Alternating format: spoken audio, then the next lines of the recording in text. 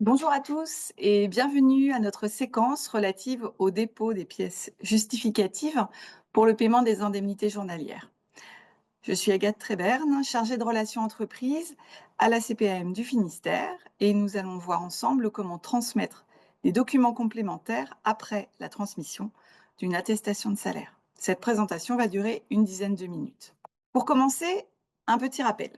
Lorsque votre salarié est en arrêt de travail, vous devez en informer la CPAM par la transmission d'une attestation de salaire. Vous pouvez effectuer cette opération soit par un signalement d'événement en DSN, la méthode la plus fiable aujourd'hui, car elle se base directement sur les données issues de votre logiciel de paye, soit par une saisie manuelle sur Net Entreprise. Dans certaines situations, des justificatifs sont encore nécessaires pour le paiement des IJ. Un bulletin d'hospitalisation ou un acte de naissance, par exemple. Le service en ligne vous permet de transmettre ces éléments de manière rapide et sécurisée. Le suivi et la qualité des données transmises à l'assurance maladie est de la responsabilité de l'employeur.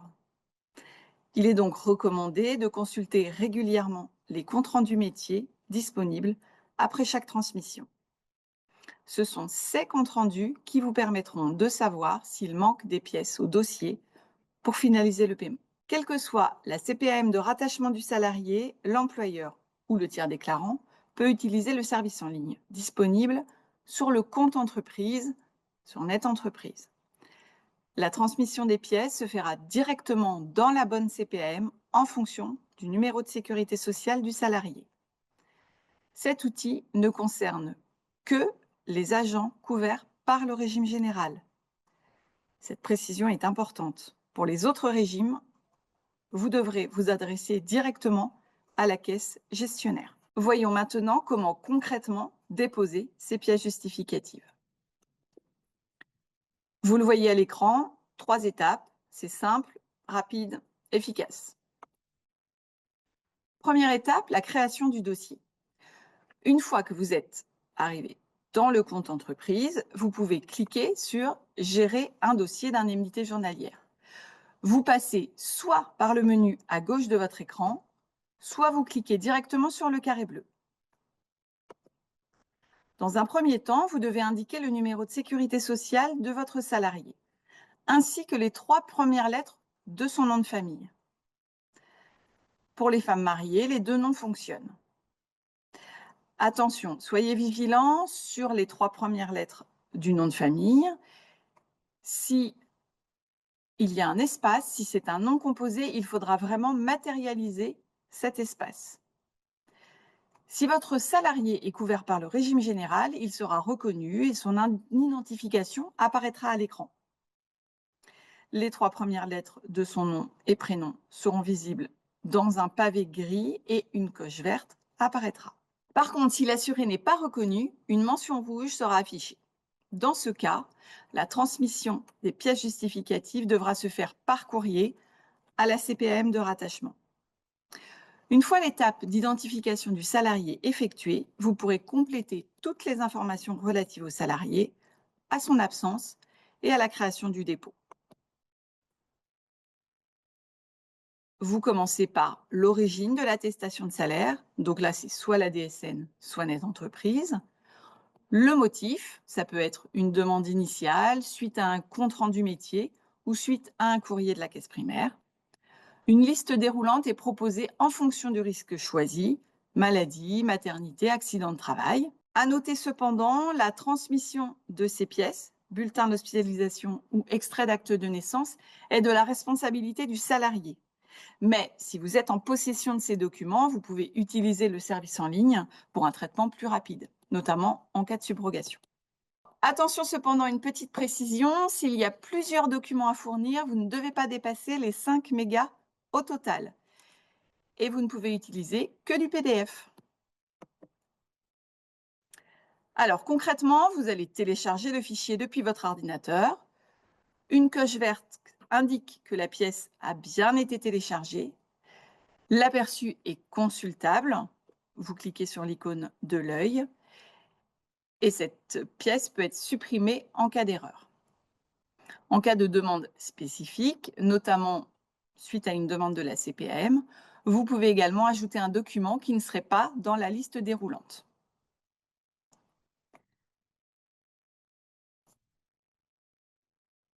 Vous pouvez ajouter un commentaire, si besoin. Par contre, attention, hein, aucune réclamation ne sera traitée à cet endroit. Pour toute réclamation ou information sur le paiement d'un dossier, le canal habituel, le 3679. Et enfin, vous envoyez les pièces justificatives ou alors vous sauvegardez sans envoyer si vous le souhaitez. Le système prévoit en effet des envois différés. Dans ce cas, vous pourrez compléter le dossier sous 24 heures avant de l'envoyer à la caisse primaire.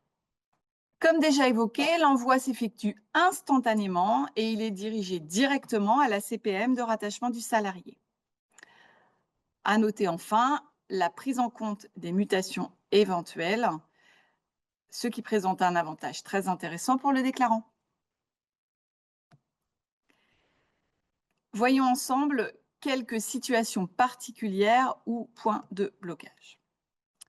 D'abord, quelques situations que vous pourriez rencontrer dès l'identification du salarié. Avant de transmettre vos pièces, vérifiez bien que le numéro de sécurité sociale est correctement saisi. 13 chiffres plus la clé.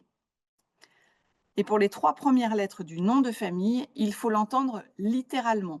C'est-à-dire qu'en cas de nom de famille composé, il faudra bien matérialiser l'espace.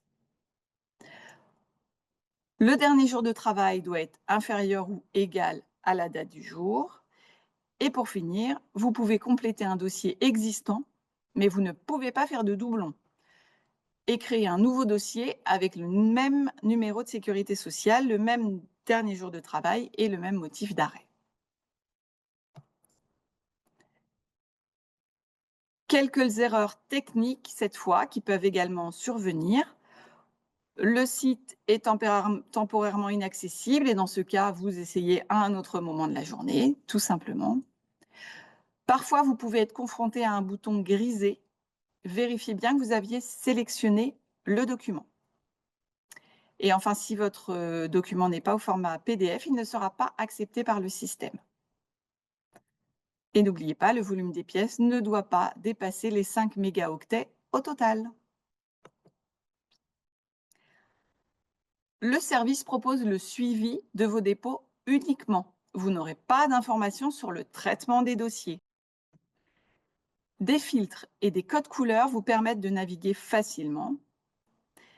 Et dernière précision, cet outil n'est destiné qu'à l'envoi de pièces justificatives pour le paiement des indemnités journalières.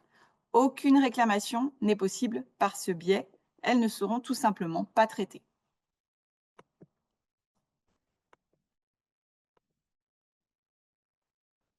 Un petit tour par la boîte à outils. Vous connaissez Amélie, mais peut-être pas l'onglet Entreprise, qui est particulièrement destiné aux employeurs.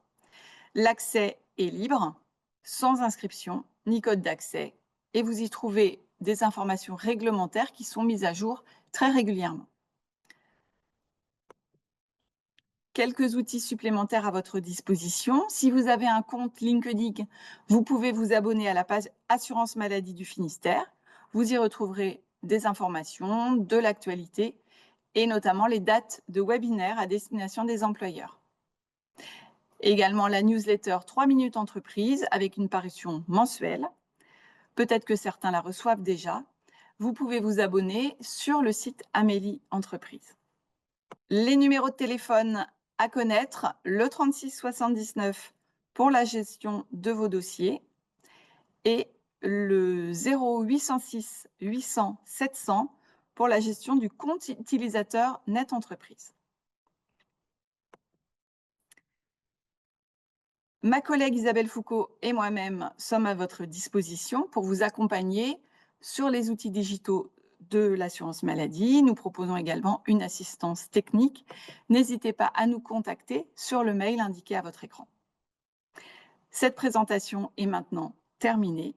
Merci pour votre écoute et à bientôt pour une prochaine séance.